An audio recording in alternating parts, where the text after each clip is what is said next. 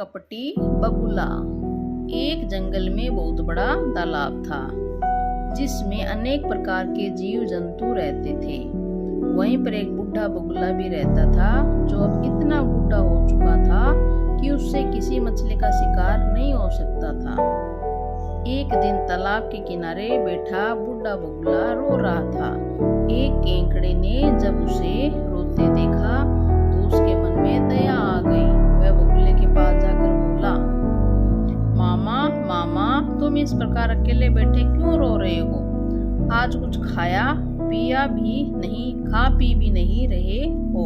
बूढ़ा बगुला भरी आवाज में बोला, बेटा तुम ठीक कह रहे हो। आज वास्तव में ही मैं बहुत दुखी हूँ। मेरा मन चाहता है कि मैं फूट फूट कर रोऊं, क्योंकि आज मैं अपने लिए नहीं, अपने सभी भाई बंधुओं के लिए रो रहा हूँ। यह आप क्या कह रहे हो मामा? हम सब तो कुशलता पूर्वक हैं, हमें क्या हुआ? हुआ नहीं बेटा, होने वाला है। मैं कितने समय से तालाब में रह रहा हूँ, यहीं पर पैदा हुआ, यहीं पर बूढ़ा हो गया। इसलिए मुझसे इस तालाब में रहने वालों के दुख नहीं देखे जाते। इन दुखों के कारण ही मैंने उपवास कर रखा है ताकि पापों का प्रायश्चित, यहाँ पे बगुले और केकड़े में वार्तालाप हो रहा है, करके इस तालाब में रहने वालों की जान बचा सकूं। यह आप क्या कह रहे हैं मामा?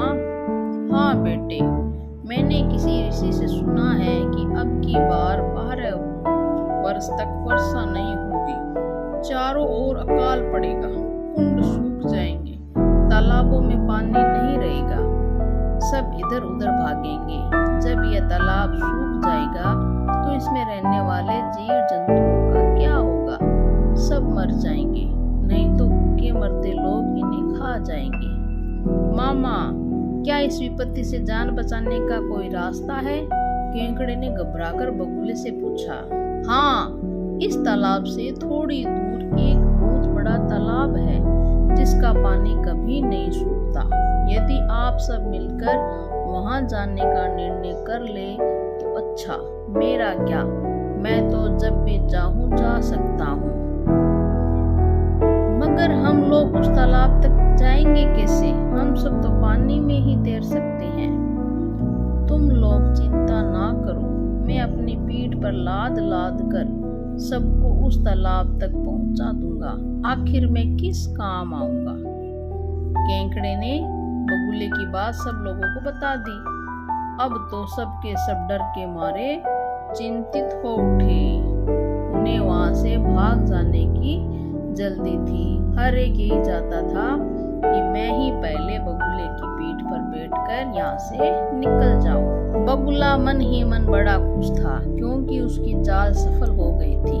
हर रोज इन जंतुओं में से कुछ को अपनी पीठ पर बैठा कर ले जाता और एक पहाड़ी की ओट में ले जाकर उन्हें खा जाता और आकर एक झूठ मूठ की कहानी गढ़कर सुना देता।